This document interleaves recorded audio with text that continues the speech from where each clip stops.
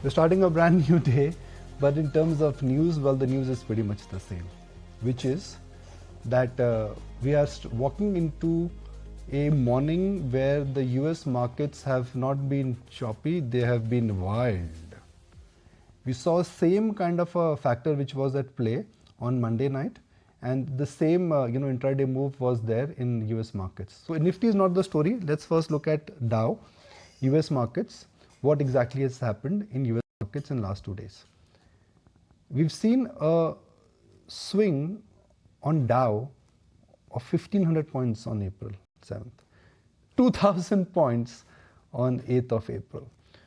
Bond yields last night have sold off.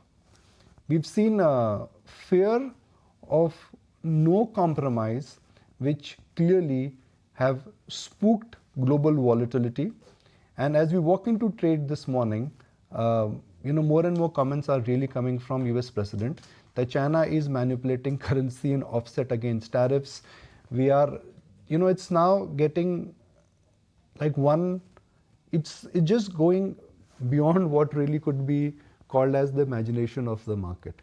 The relation between US and China can really be classified as more like a war, trade war, where words are not being minced, where no compromise is being done, nobody is ready to budge, nobody is ready to blink.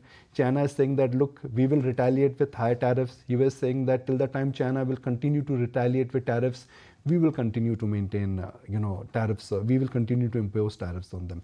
It's making markets outright nervous. Very simple. Yields are up on fear of inflation. Crude is down on fear of slowdown, which is what amazes me about the world right now, Aisha. Yeah, absolutely. I mean, and the kind of gut-wrenching volatility, that terminology we used, I think last evening was a sure shot sign of that. I mean, you just already said the kind of moves that you had on the S&P 500 index itself. On closing, of course, it was down about 1.5%. The Nasdaq fell over 2%. And by the way, the S&P is now officially into bear market territory on an intraday basis. It's down a good 20% from its recent peaks. Not just that, look at the CBOE VIX. I think that is a better indicator. It's jumped up 11.5% near. It's already at 52.33. So that's a little bit of an alarming figure. Nikunj was just highlighting the US 10-year yield. That's seen a jump of about 11 basis points. The dollar index has fallen to under 103 levels. And look what's happening to other asset classes. I mean, Brent is down 4% and we're looking at 61 levels. And I think I was just going through some reports this morning that if this gets any worse, we could even see levels as low as 40 perhaps on Brent.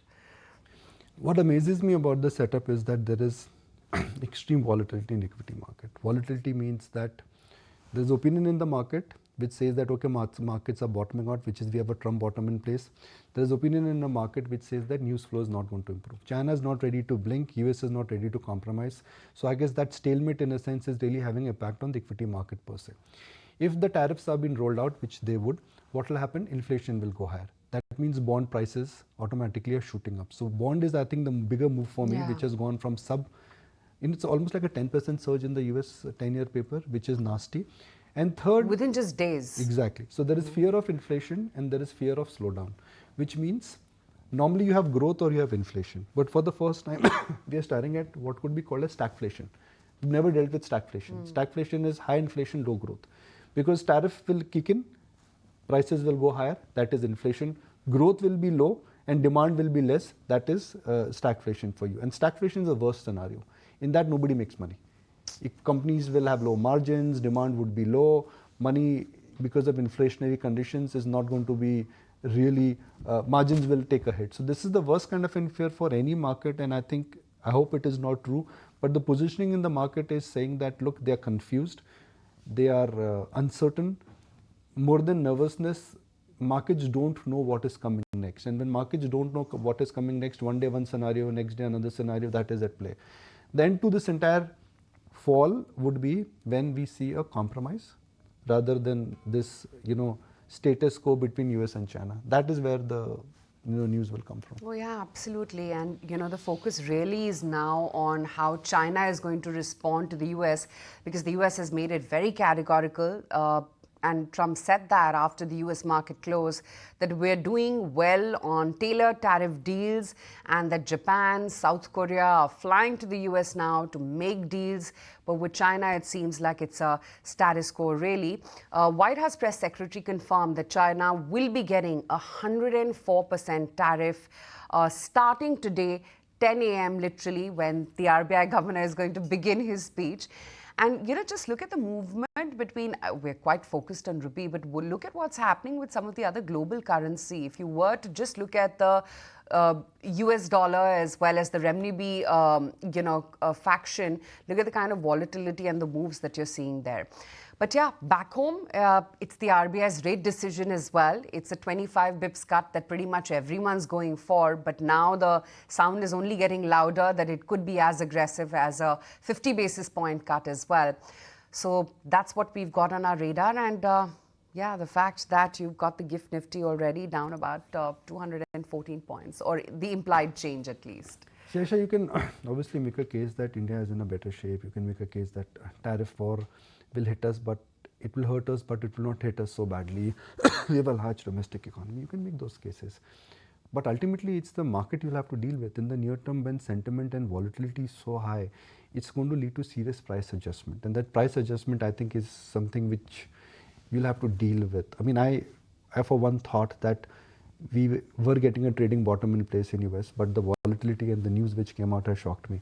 Pharma, I never thought personally, after I spoke to a lot of market men, that okay, why would you increase tariffs on pharma? Because it will hurt the US economy and the US consumer more than Indian pharma companies. Because how much can you save? But you lose a lot, because we are talking about pharmaceutical, something which is an essential commodity. I mean, you can delay a purchase of iPhone and a sneaker, but we are talking about medicines. Yeah. But the Trump administration is saying that we are going ahead with it. That is adding to uncertainty, that is adding to volatility. So what do you do in this market? The first thing you do in this market, that you don't take intraday positions. You don't take overnight positions, sorry. Second, you say that whatever I will do in domestic businesses, which is that I will stay course of metals, I will stay course of IT, I will stay course of, I will stay out of, I will not buy into pharma also. Third, start looking at pockets where in 3 months from now, you actually will see benefits which will kick in because of lower commodity prices. For me, that is the trade which is coming. Now imagine TCS numbers tomorrow. I mean, I don't know what will they say. A lot of companies, Aisha, not in a position to tell you what the guidance and outlook is. It's like COVID. I mean, I'm not comparing this with COVID, but decision making gets delayed because you don't know what's coming next. Imagine you are a steel company. You want to set up a steel plant. You would say, I don't know how can I set up a steel plant because I don't know what the selling price is. I don't know what the tariff in the country where I'm exporting, what the prices there are, and I don't know what the price of how much China is going to dump and how that's going to impact. So it will lead to decision making. Most of the corporates I've spoken to, they're saying that, look, we are going easy on our production. Our buyers are saying go easy on, we don't see demand coming back. So we are in for a very noisy kind of a Q1, and I don't think markets were prepared for it. Markets were prepared for mild economic recovery, some negotiation on the tariff, and some amount of government spending which was picking up. That was the playbook which markets were prepared for. But what we're staring at is a very different kind of a scenario.